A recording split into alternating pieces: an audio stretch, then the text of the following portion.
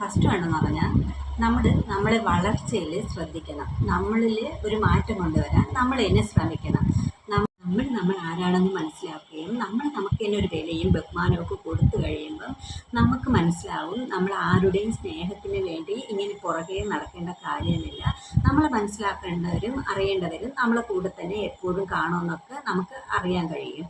ഇല്ല, നമുക്കൊരു വിലയും കൽപ്പിച്ചിട്ടില്ല, നമുക്കൊരു ബഹുമാനവും നമ്മളെ തന്നെ കൊടുത്തിട്ടില്ല, നമുക്കൊരു സ്നേഹവും നമ്മൾ കരുതലും ഒന്നും നമുക്ക് കൊടുത്തിട്ടില്ല എങ്കിൽ നമ്മളിങ്ങനെ എല്ലാവരുടെ ബാക്കിലും അല്ലെങ്കിൽ നമ്മളെ കളിപ്പിക്കുന്നവരുടെ ബാക്കിൽ സ്നേഹത്തിന് വേണ്ടി യാചിച്ച് നടക്കും.